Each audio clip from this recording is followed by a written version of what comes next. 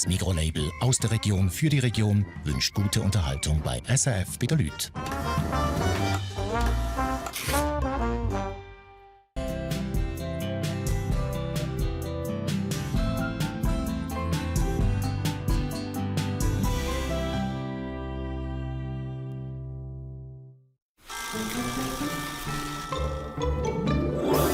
Etwas selber machen mit den eigenen Händen. Formen. Stricken. Gießen. Modellieren. Drucken. Zuschneiden. Und. Die Leute in der ganzen Schweiz haben wieder Freude an der Handarbeit. Das ist SRF für die Leute. Selber gemacht. Grüezi miteinander und herzlich willkommen. Jawohl, es geht wieder los. Ich nehme Sie mit zu spannenden Menschen überall in der ganzen Schweiz. Es sind Leute, die uns zeigen, was man für schöne Sachen aus verschiedenstem Material kreieren kann. Selbstverständlich erfahren Sie auch, wie Sie das alles selber daheim machen können. Ich lerne, wie man eine Gitarre aus einer Zigarrenbox baut. Ich habe es einfach satter übertragen. 2 Siebdruckerinnen zeigen mir, wie schön man selber Stoff bedrucken kann. Nicht immer gelingt alles aufs erste Mal. Und ich besuche eine Meisterin vom Shabby-Chic-Stil. Für Geschenke in allerletzter Minute nehme ich sie mit in mein Atelier.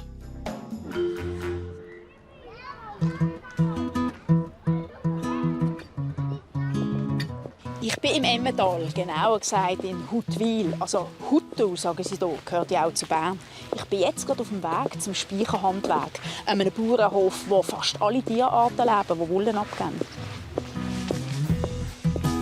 Vor allem sind es natürlich Schafe von den verschiedensten Rassen.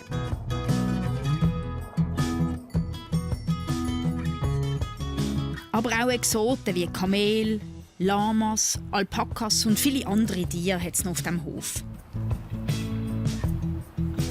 Nur das Kätzchen darf sein Fell behalten. Ich habe mit der Monika Stoss abgemacht. Wir wollen heute filzen. Dafür braucht es Wolle. Der Hof und Berry sorgt schon mal für die Wollenbeschaffung.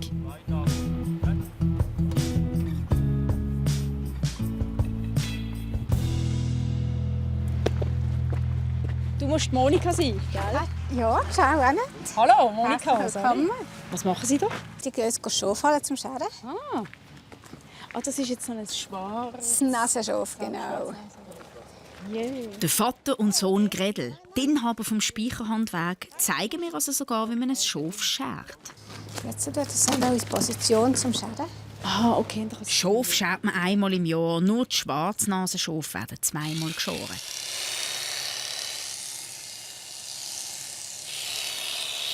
Ich habe noch nie so live gesehen. Und jetzt kommt eine schöne Wolle. Ah. Fürs Schaf Rosalie ist das schon ein bisschen Routine. Genial. Das reizt Gott selber zum Scheren. Ja, willst du mal probieren? Ich? Das muss man mir nicht 2-mal sagen. Mein Motto ist ja selber machen.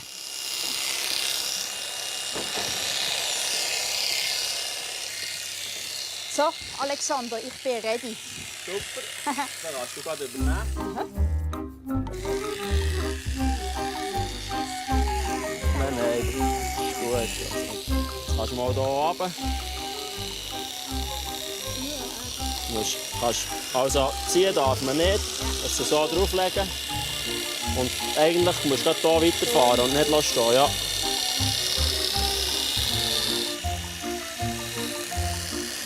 Da muss man aufpassen.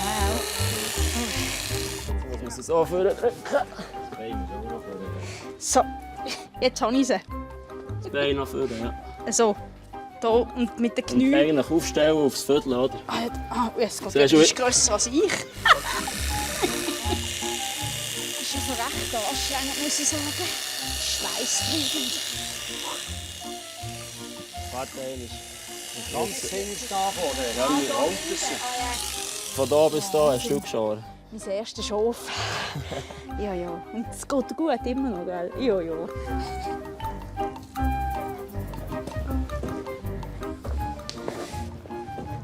Mit dieser Wolle gehen wir jetzt filzen.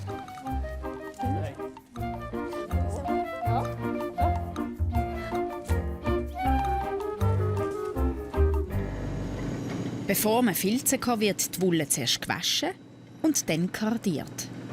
Das macht diese Maschine. Sie tut die Wollenfaser trennen, also eine Art Strählen. Die Maschine ist aus dem 19. Jahrhundert. Trotz dem hohen Alter schafft sie immer noch über 20 Tonnen im Jahr. Das hat mir alles Monika erzählt.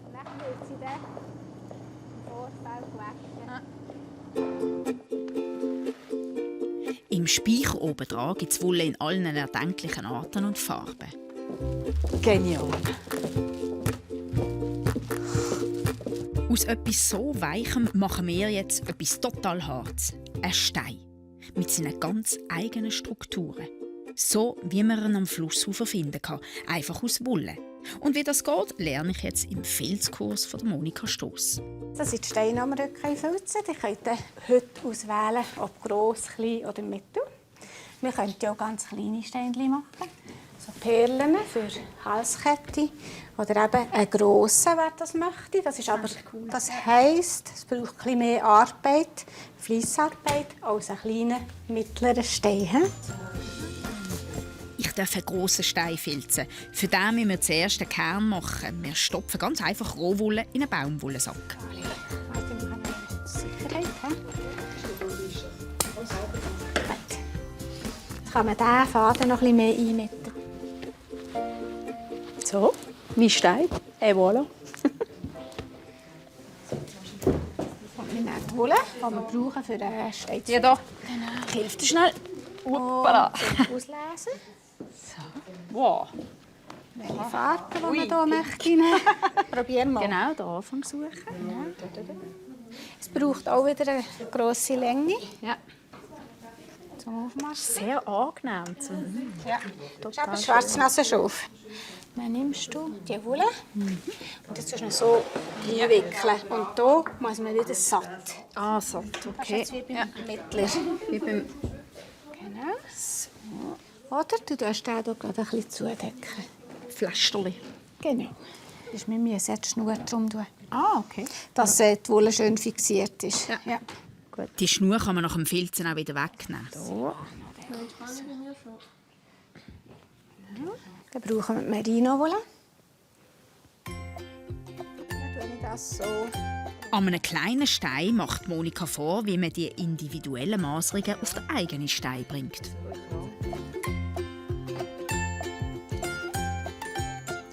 Das heisst, ich könnte hier auch noch mal drunter. Ja, genau. Würde ich sogar. Ja. So. Und dann geht es los mit Filzen. Und hier im Wasser dämpfen. Dann tut man es ein bisschen ausdrücken. Nicht zu fest ausdrücken. Dass überhaupt Wollenfasern filzen, braucht es eben Wasser, Seife und Reibung. Jetzt tue ich das hier so reiben. Jetzt sieht man, wie das hier schon wie gefilzt ist. Hier hat es sich schon verbunden. Für meinen Riesenstein braucht es einen ganzen Vorhang zum Filzen. Demzufolge brauchst du die Seife Und Wasser. und das Wasser, genau.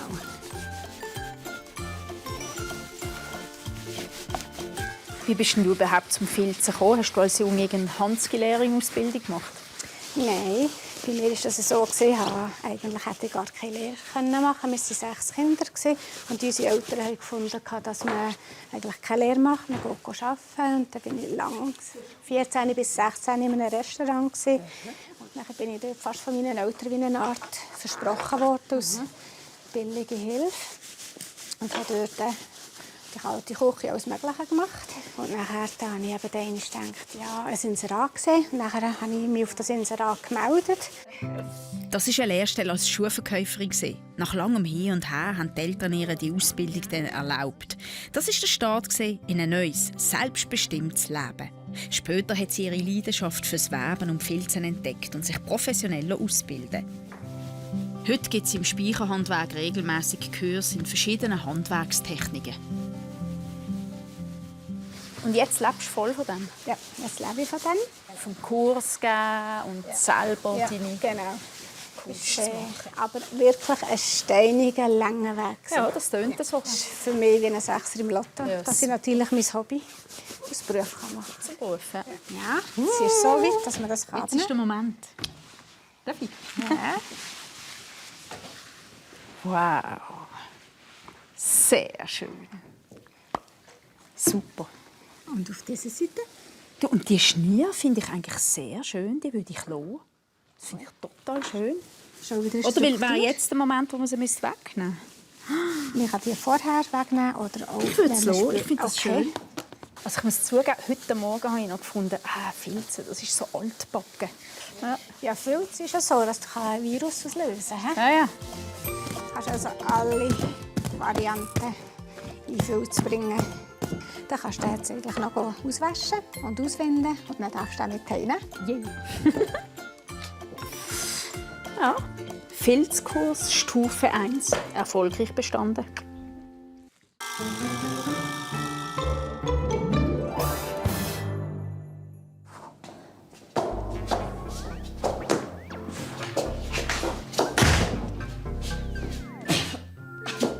Nein, so schwer ist der Stein nicht. Er ist total leicht. Fast so leicht wie die Mitbringsel- und Geschenkidee, die ich euch jetzt zeige. Herzlich willkommen in meinem Atelier. Können Sie sich noch erinnern an das letzte Jahr? Die wunderbaren Etageren. Die Teller sind in allen Brockenhäusern ausverkauft.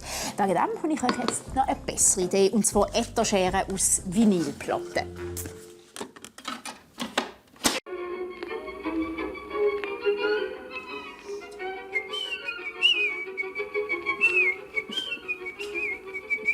Der Mozart tönt nicht wirklich gut. Und ich weiss nicht, wie es Ihnen geht, aber mir hat Richard Kleidermann nie wirklich zum Schmelzen gebracht. Aber ich bringe ihn jetzt zum Schwitzen. Dafür brauche ich einen Backofen. Voilà. Jetzt ganz einfach die Platte auf das Gefäß und ab in die Wärme. Bei 75 Grad. Wichtig ist einfach, dass Sie jetzt dabei bleiben und das Ganze beobachten. Ich meine, es ist ja kein Schmorbrot. Die Vinylplatte schmelzt relativ schnell. Ich habe die besten Erfahrungen gemacht mit Oberhitze. Jetzt fängt er langsam an zu schmelzen. Ich sehe, wie er sich verbeugen. Am besten montieren Sie in diesem Moment die Händchen.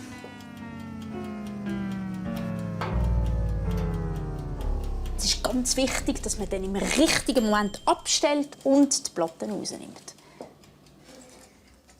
Voilà. Und jetzt können Sie hier frei gestalten. Wichtig ist einfach, dass Sie schnell arbeiten, weil die Platte tut sich relativ schnell abkühlen und wird dann hart. Toll ist natürlich auch, dass ich nachher nicht mehr bohren muss, weil die Vinylplatte hat bereits ein Loch. Ein weiterer Vorteil. Und schon kann ich meine Weihnachtsgutzeli servieren. Aber ich finde, für so ein richtiges Geschenk ist eben so eine Etagere schon noch mehr Musik. Und wie man die genau zusammenbaut, habe ich Ihnen ja letztes Jahr schon gezeigt. Das ist meine DIY Do-it-yourself-Stereoanlage. Ganz einfach gebaut. 2 Trinkbecher und eine Haushaltspapierrolle. Zusammenstecken und fertig. Und sie tönt auch noch gut. Hören Sie mal.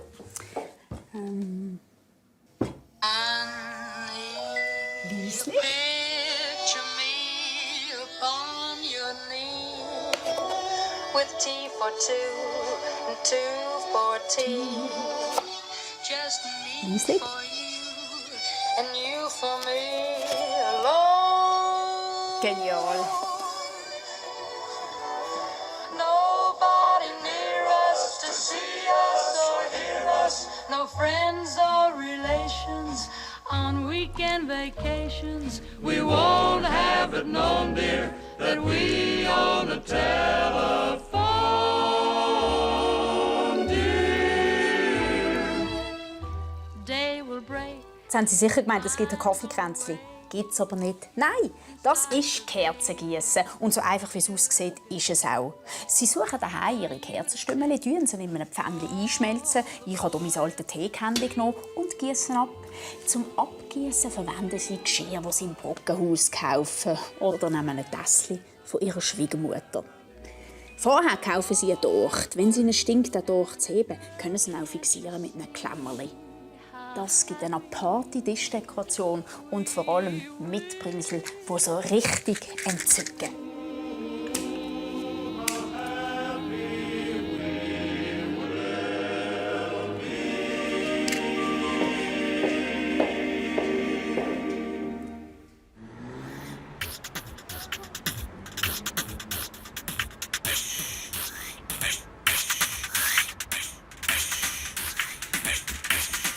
Ich bin in Bern unterwegs. Das hier hat aber nichts mit lauschigen Lauben zu tun.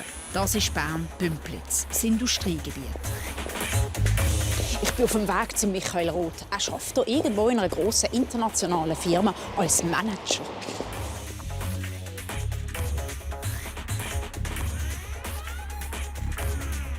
Hey, good morning, guys. Morning, Michael. Hey, Michael. So I see London, I see Brussels, and I see Zurich. Thanks for joining this morning for our update meeting on the GDR pilot rollout in 2 weeks from now. Sein Job ist aber nicht der Grund, wieso ich zu ihm will. Nein, er hat eben ganz ein spezielles Hobby.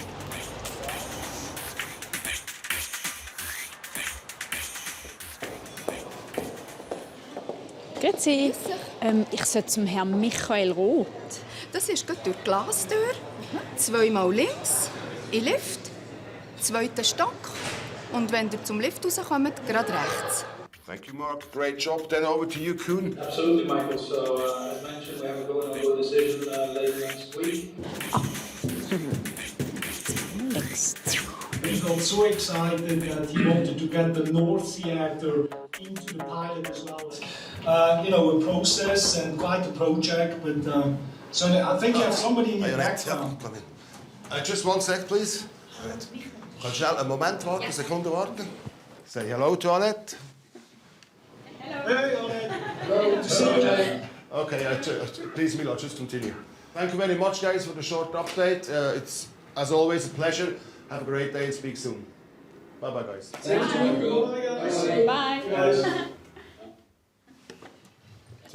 So, hallo Michael. Hey, freut mich sehr. Jetzt nur am Telefon besitzen und jetzt noch mal live. Schön. Genau. Hast du kurz Zeit oder du siehst gerade very busy aus? Selbstverständlich habe ich die Zeit mehr überzogen. Was machst du genau hier? Also ich bin jetzt so gerade ein bisschen... Wir sind eine amerikanische Technologiefirma und wir verkaufen den Großteil unserer Produkte über Handelspartner. Und das Team, das du hier siehst in der Videokonferenz, ist zuständig für das Partnergeschäft in Europa, Mittelostafrika und Russland. Und du bist der Manager? Meine Bezeichnung ist Manager, Partner, Business Management, Europe, Middle East, Afrika und Russia. Also Manager, Business Officer of Europe, Manager Africa. Oder so. Die Freunde sagen wir Michael. Genau. Das klingt sehr kompliziert. Komplizierter als es ist. Ja. Aber gell, wir tun jetzt nicht hier innen werken. Nein, wir tun nicht drinnen werken. Für das müssen wir einen anderen Ort haben. Für das fahren wir jetzt auf Worb. Ah, okay. Nach dir. Sie vorne links.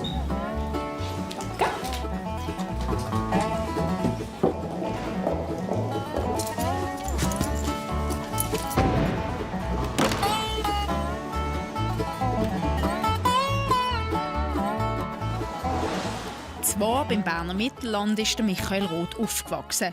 Und da wohnt er auch immer noch. Und da hat er auch seinen Hobbyraum.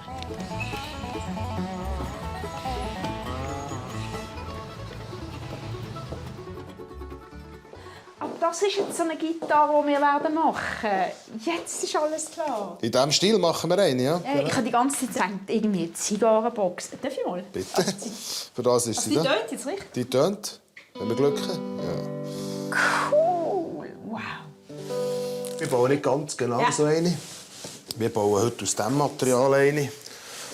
So, und wie du siehst, brauchst du nicht viel Material, für so eine Gitarre zu bauen. Das Schwierigste zu besorgen ist definitiv eine Kiste. Bist du Zigarrenraucher? Nein, bin ich nicht. Und darum ist es ein bisschen schwierig. Ja. Denn alles andere ist eigentlich aus dem Baumarkt. Den man jeden Baumarkt bekommt. Also das ist ein Buchenstab, den wir für einen Hals brauchen. Ganz normal ist es Herzholz. Die Schräubchen, die du hier siehst, die Holzschräubchen, die Schrauben, die man da braucht für einen Steg. Öseli für die Seiten einzuspannen, dass nicht ins Holz reissen. Und hier ein Abflusssäbel. Das ist tatsächlich ein Abflusssäbel. Genau, wie gesagt, aus dem Baumarkt. Erhältliche brauchen das als so ein Resonanzloch, die ich hier drauf reinbohren und dann versenken. Dann sieht es ähnlich aus wie bei der Gitarre, die wir vorher gesehen haben. So lässig. Hast du das selber entwickelt, oder wie? Also, leider oder zum Glück, muss man fast sagen, nicht. Der Ursprung, die Zigarren-Bassgitarre hat den Ursprung in der Sklaverei, zu den Sklavenzeiten noch im Süden von Amerika, wo die Sklaven gearbeitet haben, wie wir wissen, nicht sehr gut behandelt worden sind. Und die wollten Musik machen und die haben von diesen Master, wenn sie einen freundlichen, netten Master haben, sie die leeren Zigarrenschachteln dürfen haben. Und dann haben sie mit dem, was sie um das Haus gefunden haben, ihre Gitarren gebaut. Das waren Äste, abgebrochene Bessenstiele. Einfach was sie gefunden haben, für eine Gitarre zu bauen. oder eben irgendein Abfall, Abflusssäbel und so. Jetzt Genau. alles klar. Genau. Dann würde ich sagen, legen wir los. Bauen wir eine. Das, ja. Machen wir noch eine Markierung, die wir hier müssen noch ein bisschen rausfeilen. Voilà, das ist der letzte Strich. Dann haben wir eine Bohrmaschine. Ja.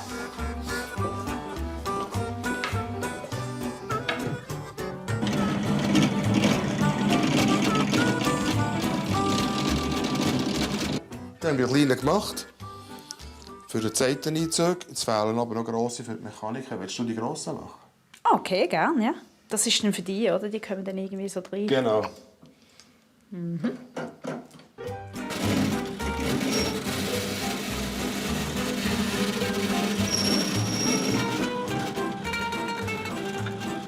Was wir jetzt hier auf der Tischkreissäge müssen machen, ist der Teil vom Hals, der durch die Kiste geht, halbieren.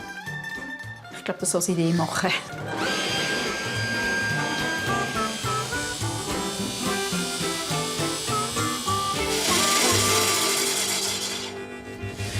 Voilà. Das haben wir bereicht. He? Sensationell.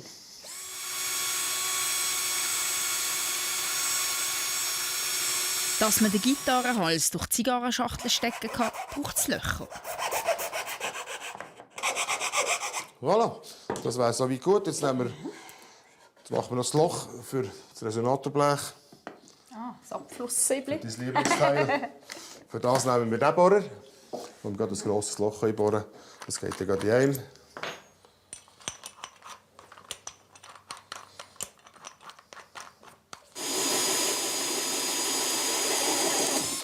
Und das kannst du überall kaufen, oder ist das eine Spezialanfertigung von dir? Das gibt es in jedem Baumarkt zu kaufen. Ganz normal. Gut. Wow, super. Ja, dann schrauben wir das gerade an.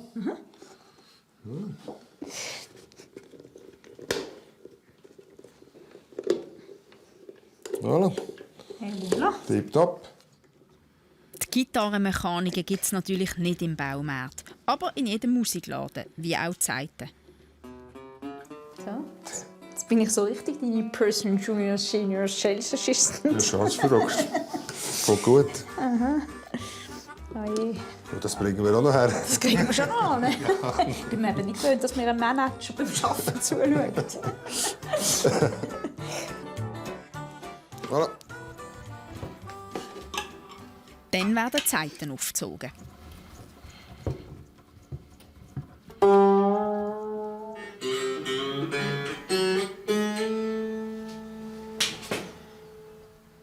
Jetzt kann ich abzwacken. Ah ja, klar, bitte. Okay. Etwa hier. Ein Zentimeter lasse ich etwa Führung. Das ist eigentlich schon noch spannend. Jetzt sind wir hier in Woab, in deinem Hobbykeller, und machen hier Gitarren. Auf der anderen Seite bist du amerikanischer Manager. Wie viel Amerikaner und wie viel Berner steckt jetzt eigentlich in dir? Also ich bin definitiv ein Berner. Ja.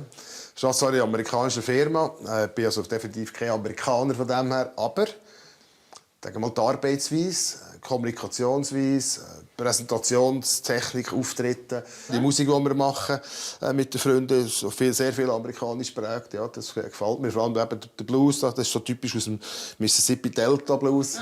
Das ist natürlich sehr amerikanisch, das gefällt mir sehr. Ja, genau. Der Michael baut nicht nur Gitarre, er kann eben auch darauf spielen.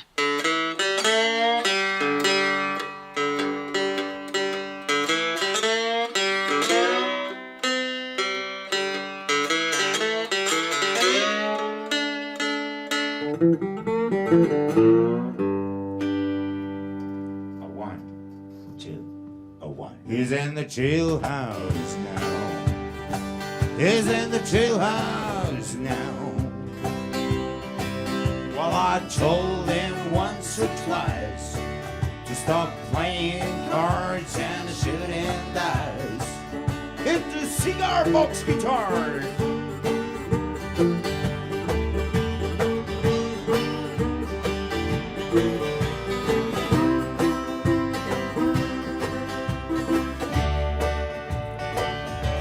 Die Anleitung, wie man so schön Gitarre spielt, finden Sie bei uns im Internet nicht. Wie man aber so eine Gitarre baut, können Sie bei uns online nachlesen.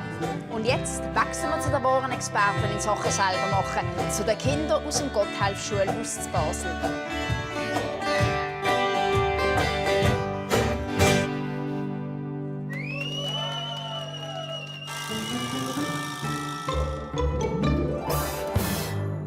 Ich habe in der Handarbeit haben wir ein Happy Maker gemacht. Das ist so ein Monster, das glücklich machen sollte.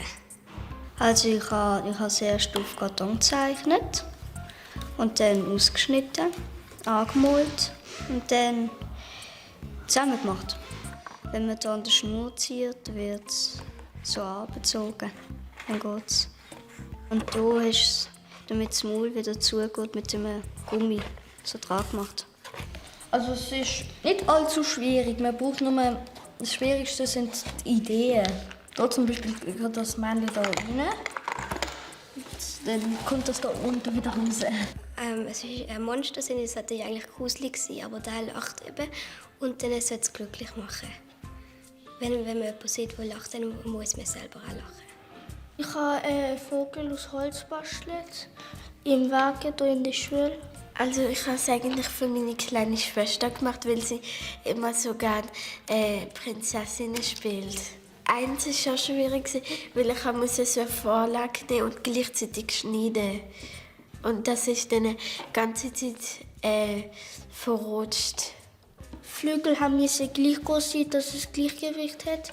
Und da musste es auch Gleichgewicht haben. Und an einigen Stellen ist es eben nicht so gerade, wie zum Beispiel die Stege hier. Da können die nicht stehen. Und beim Faden hat man auch Zentimeter messen, wie lang der Faden soll sein.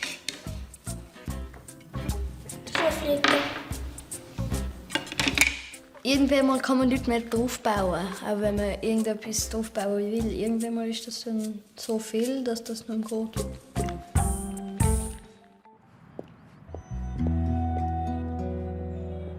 Wald im Zürich-Oberland. Die vielen Fabrikchemis verraten es. Das war früher ein wichtiger Standort in der Schweizer Textilindustrie.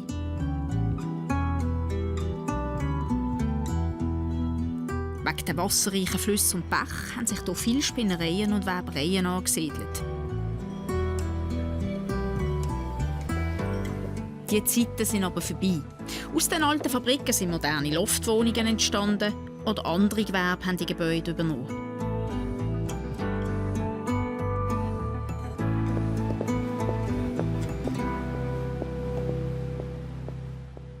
Hier in dieser alten Fabrik am Felsenauweg ist früher auch gewoben worden. Jetzt haben zwei besondere Gestalterinnen ihr Atelier in diesen Räumlichkeiten und sie zeigen mir heute ihr Handwerk.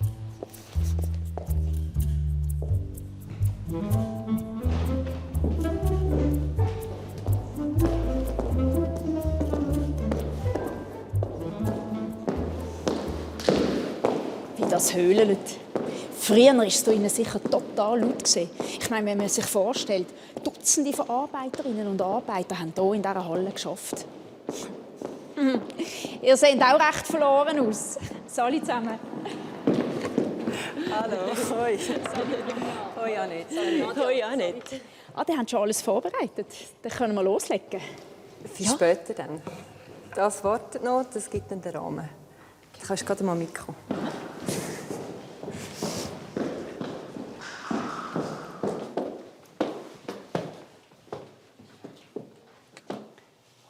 So etwas machen wir heute.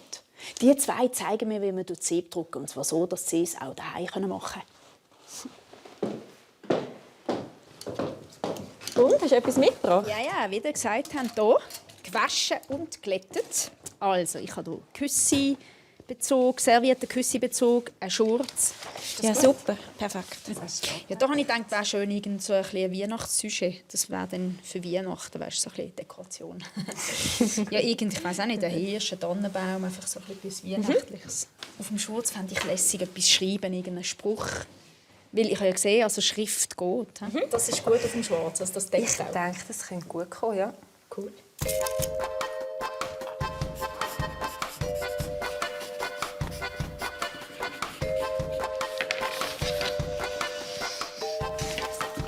Ein bisschen zeichnen sollte man schon können. Also hast du irgendeine Ausbildung gemacht in der Richtung? Ja, ich habe zuerst Liceo Artistico gemacht, das ist das Kunstgymnasium. Ja. Und nachher habe ich an der Kunst studiert, Industriedesign. Ah, okay. Und dort auch abgeschlossen dann. Und die haben euch dort kennengelernt auch? Nein, nicht in der Schule. Wir haben uns privat kennengelernt. Wir sind durch eine Bekannte zusammen in die Ferien. Und, aber zusammen anfangen zu arbeiten haben wir erst, als wir beide Kinder hatten. Um das Kreative wieder aufleben zu lassen. Ja. Mittlerweile läuft das Geschäft der beiden ganz gut. Sie entwerfen regelmäßig ihre eigene Motivkollektion, haben Aufträge für Firmenlogos und machen Illustrationen für Schulen.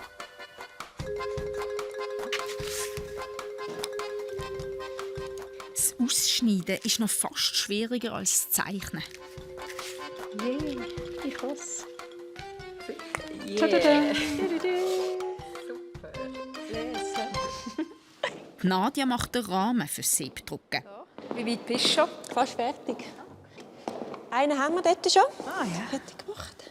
Das sind so Hölzer vom Baumarkt, die kann man dort eigentlich direkt zusagen lassen, die muss man nicht mehr selber. Dann sind sie einfach an jedem Ecke mit 2 Schrauben zusammen gemacht, also Loch bohren. Dann genug lange Schrauben nehmen. Sie ist gelernte Innendekorateurin. Was ist das für Stoff? Das ist ein Tüll. Das ist eigentlich ganz ein normaler Vorhangstoff. Okay. Wichtig ist einfach, dass er synthetisch ist, weil sonst zuckt die Farbe auf. So feinmaschig wie möglich. Okay. Das Muster dann schön kommt. Dann spannen wir den Stoff mit einem Postage auf den Rahmen.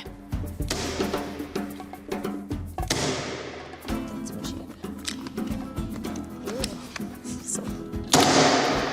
Oh.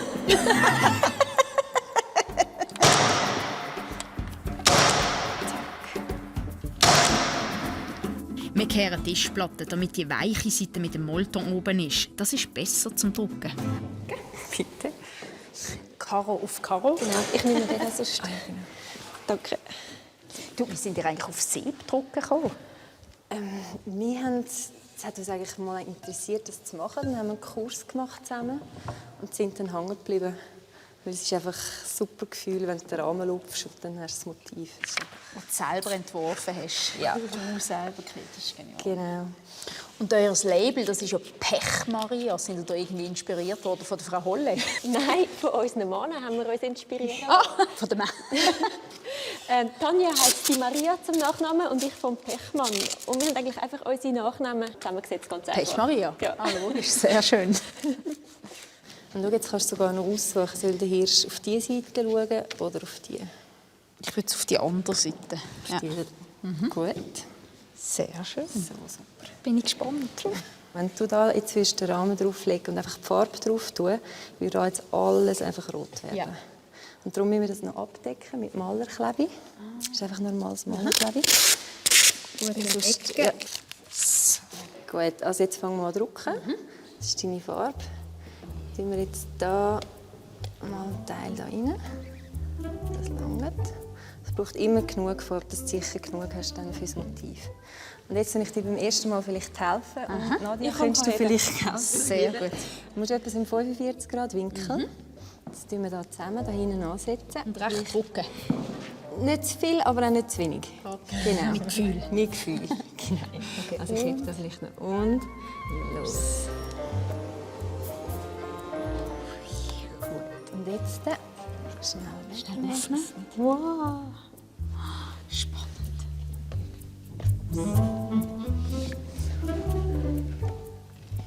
Wow. Sensationell. Bist du zufrieden? Ja, sehr. Wow. Cool. Es hat im Fall echt nicht gedacht. Lässig, Mit dem gell? Kribbel auf dem Papier. Ja. Ja.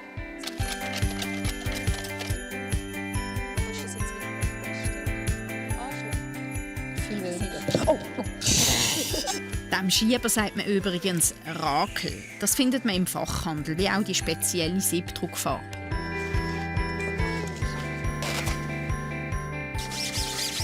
Nach ca. 5 Mal Drucken muss man den Rahmen auswaschen, damit es weitergehen kann. Für meinen Schurz habe ich auch einen guten Spruch gefunden. Ich weiss schon genau, wer den bekommt, aber das kann ich ja hier am Fernsehen nicht verraten. Super. Sonst ist es keine Überraschung mehr.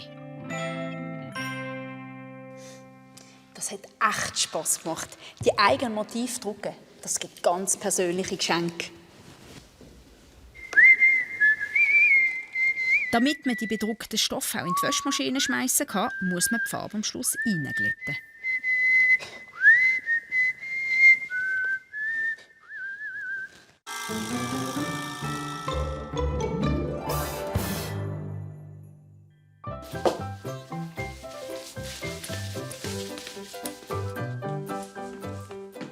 Ich habe eine neue Liebe entdeckt. Wolle. Wolle in den verschiedensten Farben. Aber was mache ich mit so viel Material? Ich meine, das Reinstechen, durchziehen und runterlassen, das Stricken, ist nicht wirklich mein Ding. Aber zum Glück gibt es für Menschen wie mich jetzt eine Hilfe. Das Strickleisi. Mit dem Strickleisi kann man geniale Ketten machen. Wie zum Beispiel die. Übrigens, Sie wissen ja, alle Anleitungen finden Sie bei uns im Internet. Und neuerdings eben auch als Filmli. Hier zum Beispiel ist er gerade am Gitarre bauen. Eine andere Seite aufziehen. Super. Gut, jetzt aber an die Arbeit. Also, den Faden umnehmen.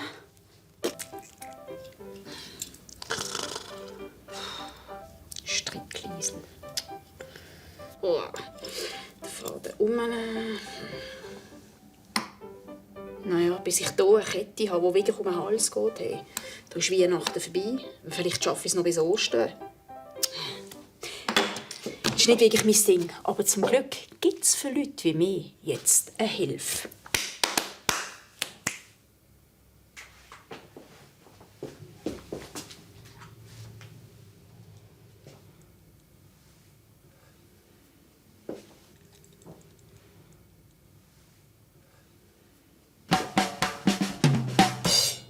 Strickmühle. Das genialste Gerät für Leute wie mich. Einfach die Wolle nehmen und einfädeln. Und dann drehen, drehen, drehen, drehen, drehen, drehen.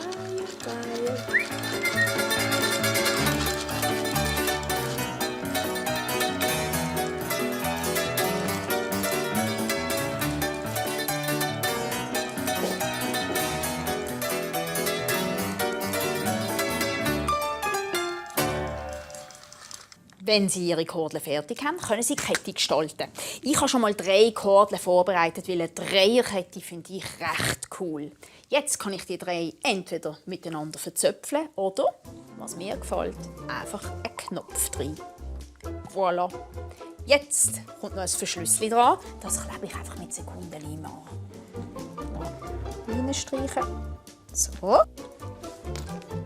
Und kurz andrücken. Voilà. Fertig. Das ist sie, meine Strickmühle-Kordelkette. Noch ein bisschen büscheln.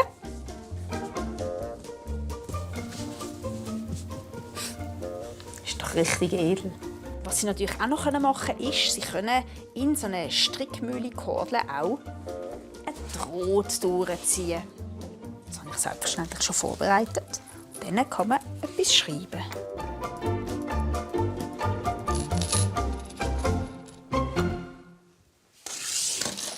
Ups, meine Stereoanlage. Wenn Sie aber gar nichts daheim haben, weder Strickmühle, noch Strickleise, noch Wolle, dann bitte gehen Sie jetzt nicht aus lauter Frust Zeitung bündeln. Nein, packen Sie Ihre Packschnur und stricken Sie daraus die ultimative Kette. Sie nehmen einfach die 3 Enden, machen eine Schlaufe drin, Dann legen Sie die Schlaufe um Ihren Daumen und schon geht's los. Einfädeln, umschlagen. So. Und jetzt die noch drüber und dann können Sie loslegen. Die packen, unten durch, packen, unten durch. Sie sehen, das ist sehr gut für die Beweglichkeit der Finger. Sie können auch vor dem Stricken die Finger ein bisschen einwärmen. Tut gut. Und jetzt kann ich bereits den Daumen runterfallen lassen, sprich hier anziehen. Und hier wird dann die Kette entstehen. Und jetzt können Sie während dem Fingerstricken Zeitung lesen, plaudern, Fernsehen schauen, was Sie wollen. Sie können natürlich so lang stricken, wie Sie wollen. Also daraus gibt es jetzt bereits ein Armband. Einmal konnte ich fast nicht aufhören und habe mir eine lange Kette gestrickt. Ist doch genial. Und das ohne Stricknadeln, nur mit meinen Fingern und Schnur. Probieren Sie es aus, es macht echt Spass. Und es glaubt Ihnen kein Mensch, dass Sie Schnur um den Hals tragen.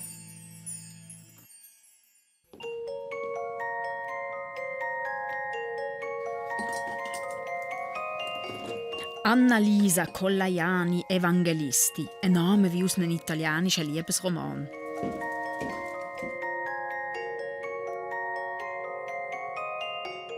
Und so romantisch wie ihr Name klingt, so wohnt sie auch.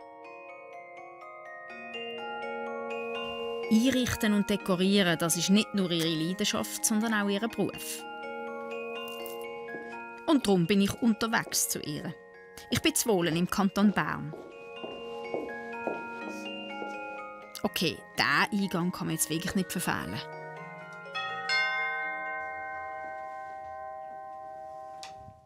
Hallo Annalisa. Hallo Annette. Sali. Hereinspazieren. Danke. Annalisa Colaiani Evangelisti. Ja, aber Lisa lenkt auch. Lisa Libelle. Ah, und das ist die Künstlername? Genau, ja. Darf ich ein bisschen rumschauen? Ja, gern. Sehr gern. Ich gehe in der Zwischenzeit etwas holen. He? Unschwer zu erkennen. Weiss ist ihre Lieblingsfarbe und Pastelltöne, so wie es sich eben im Stil vom Shabby Chic gehört.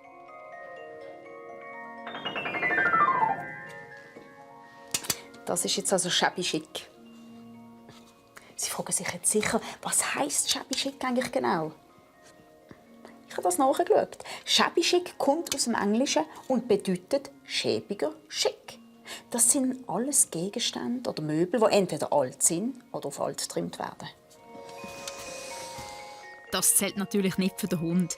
Die Falten sind echt.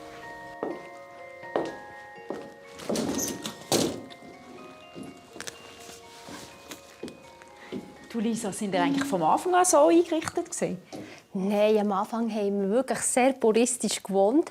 Ganz wenig Möbel, ganz schlicht. Und so wie es dann ist im Shabby-Chic-Stil, das ist nicht der Stil, den du einkaufen kannst. Der wächst Step by Step. Aber irgendwann hat es schon den Moment gegeben, den haben wir angefangen. Ja, das Romantische habe ich eigentlich immer in mir getragen. Aber ich musste meinen Mann noch überzeugen. Und als er dann startbereit war, ja, dann sind wir losgestartet.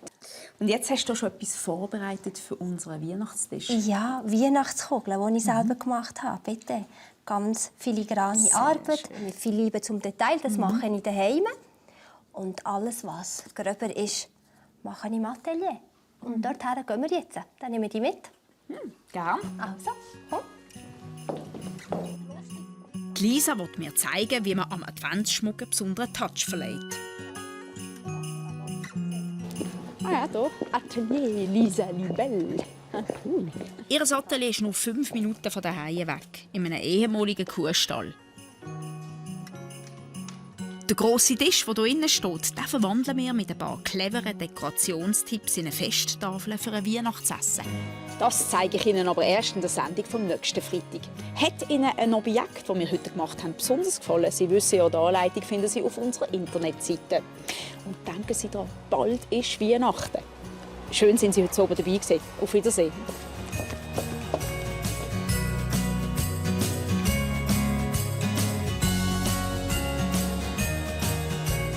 Sie sahen SRF bei der Lüt mit «Aus der Region für die Region», dem Migros-Label für regionale Produkte.